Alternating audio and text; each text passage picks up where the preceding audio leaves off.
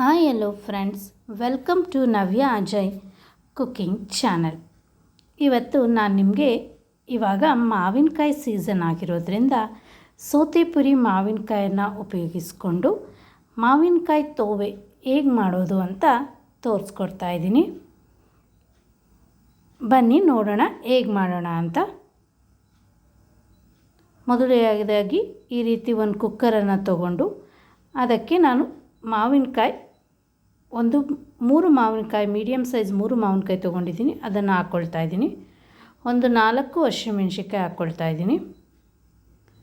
ನಂತರ ಅರ್ಧ ಟೇಬಲ್ ಸ್ಪೂನಷ್ಟು ಅರಿಶಿನ ಹಾಕ್ಕೊಳ್ತಾ ಇದ್ದೀನಿ. 1 ಟೇಬಲ್ ಸ್ಪೂನಷ್ಟು ಅಚ್ಚ ಪುಡಿ, ನೆಕ್ಸ್ಟ್ ಸ್ವಲ್ಪ ಕಲ್ಲುಪ್ಪು, ನಂತರ ಒಂದು ಟೊಮೆಟೊವನ್ನು ಈ ರೀತಿ ಉಂಡೆಯಾಗಿ ಹಾಕೋದ್ರಿಂದ ರುಚಿ ಚೆನ್ನಾಗಿರುತ್ತೆ. ನಂತರ ಬೇಳೆಯನ್ನು ನಾನು ಈ ಸ್ಪೂನ್ ಅಳತೆಯಲ್ಲಿ ಒಂದು 8 ಸ್ಪೂನಷ್ಟು ಬೇಳೆಯನ್ನು ಹಾಕ್ಕೊಳ್ತಾ ಇದ್ದೀನಿ. ನಂತರ 1 ಟೇಬಲ್ ಸ್ಪೂನ್ ಎಣ್ಣೆಯನ್ನು ಹಾಕೋದ್ರಿಂದ ಬೇಳೆ ಬೇಗ ಬೇಯುತ್ತೆ.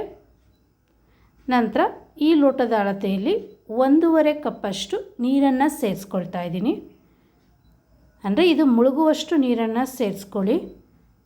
ನಂತರ ಲಿಡ್ಡನ್ನು ಕ್ಲೋಸ್ ಮಾಡಿ 4ರಿಂದ 5 ವಿಷಲನ್ನು ಬರ್ಸ್ಕೊಳ್ಳಿ. ಇವಾಗ ಗ್ಯಾಸನ್ನು ಹಚ್ಚಿ ಕುಕ್ಕರನ್ನು ಇಟ್ಟಿದ್ದೇನೆ. ಮಿನಿಮಮ್ 4ರಿಂದ 5 ವಿಷಲ್ ಬರ್ಸ್ಕೊಳ್ಳಿ. ಆವಾಗ ಅದು ಚೆನ್ನಾಗಿ ಬೇಯುತ್ತೆ. ಮತ್ತು ನಾನು ತೊಗೊಂಡಿರುವಂಥ ಸೌತೆಪುರಿ ಮಾವಿನಕಾಯಿ ತುಂಬ ಸ್ವೀಟಾಗಿರೋದ್ರಿಂದ ನಾನು ಖಾರದ ಪ್ರಮಾಣವನ್ನು ಸ್ವಲ್ಪ ಜಾಸ್ತಿ ಮಾಡ್ಕೊಂಡಿದ್ದೀನಿ. ನೀವು ತೊಗೊಂಡಿರುವಂಥ ಏನಾದ್ರು ಸೌತೆಪುರಿ ಮಾವಿನಕಾಯಿ ಹುಳಿ ಆಗಿದ್ದರೆ ಸ್ವಲ್ಪ ಬೆಲ್ಲವನ್ನು ಸೇರಿಸ್ಕೊಳ್ಳಿ. ಆವಾಗ ಖಾರ ಮತ್ತು ಸಿಹಿ ಪ್ರಮಾಣ ಹಾಕೋದ್ರಿಂದ ಅದು ತೋವೆ ಟೇಸ್ಟಾಗಿರುತ್ತೆ. ಇದು ಸ್ವಲ್ಪ ಹಾರಲಿ ಗ್ಯಾಸ್ ಇವಾಗ. ನಂತರ ಒಂದು ಈ ರೀತಿ ಬಾಣಲಿಯನ್ನು ಇಟ್ಕೊಳ್ಳಿ. ಬಾಣಲಿಯನ್ನು ಇಟ್ಟು ಒಗ್ಗರಣೆ ರೆಡಿ ಮಾಡ್ಕೊಳ್ಳೋಣ. ಇದು ಸ್ವಲ್ಪ ಕಾದ ನಂತರ ಇದಕ್ಕೆ ಒಂದು 4-5 ಟೇಬಲ್ ಸ್ಪೂನಷ್ಟು ಎಣ್ಣೆಯನ್ನು ಸೇರಿಸ್ತಾ ಇದ್ದೀನಿ. ಎಣ್ಣೆಯನ್ನು ಸೇರಿಸಿ ಇದಕ್ಕೆ ಮೊದಲು ಬೆಳ್ಳುಳ್ಳಿ,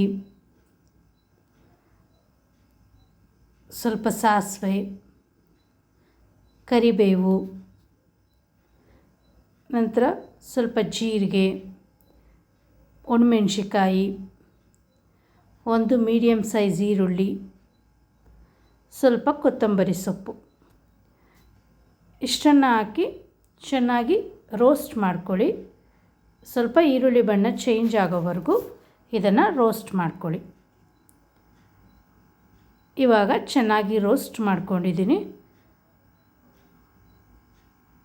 ಇವಾಗ ಗ್ಯಾಸ್ ಆಫ್ ಮಾಡ್ಕೊಳ್ಳಿ. ಈಗಾಗಲೇ 5 ವಿಷಲ್ ಬರ್ಸ್ಕೊಂಡಿದ್ದಂಥ ಈ ಮಿಶ್ರಣವನ್ನು ಲಿಡ್ ಓಪನ್ ಮಾಡಿದ್ದೀನಿ. ಇದನ್ನು ಒಂದು ಸ್ಮ್ಯಾಶರ್ನ ಸಹಾಯದಿಂದ ನಾವು ಟೊಮೊಟೊವನ್ನು ಉಂಡೆಯಾಗಿ ಹಾಕ್ಕೊಂಡಿದ್ವಲ್ವ ಅದನ್ನು ಚೆನ್ನಾಗಿ ಸ್ಮ್ಯಾಶ್ ಮಾಡ್ಕೊಳ್ಳಿ. ಸ್ವಲ್ಪ ಬೇಳೆ, ಮಾವಿನಕಾಯಿ ಎಲ್ಲವನ್ನು ಚೆನ್ನಾಗಿ ಸ್ಮ್ಯಾಶ್ ಮಾಡಿ. ಈ ರೀತಿ ಸ್ಮ್ಯಾಶ್ ಮಾಡಿದ ನಂತರ ನೀವೇನು ಈಗಾಗಲೇ ಒಗ್ಗರಣೆ ಮಾಡಿಟ್ಕೊಂಡಿದ್ದೀರ ಆ ಮಿಶ್ರಣವನ್ನು ಇದಕ್ಕೆ ಸೇರಿಸ್ಕೊಳ್ಳಿ. ಮಿಶ್ರಣವನ್ನು ಸೇರಿಸಿ ಚೆನ್ನಾಗಿ ಮಿಕ್ಸ್ ಮಾಡಿ. ನೀವು ಈ ತೋವೆಯ ತಿಕ್ನೆಸ್ಸನ್ನು ನೋಡಿಕೊಂಡು ನೀರಿನ ಪ್ರಮಾಣವನ್ನು ಸೇರಿಸ್ಕೋಬೋದು. ನಾನು ಒಂದು ಅರ್ಧ ಕಪ್ ನೀರನ್ನು ಮತ್ತೆ ಸೇರಿಸ್ಕೊಂಡಿದ್ದೀನಿ.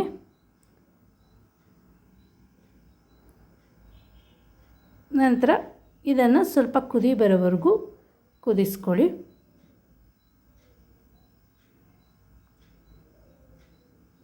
ಮಿಕ್ಸ್ ಮಾಡಿ ಕುದಿಸ್ಕೊಳ್ಳಿ.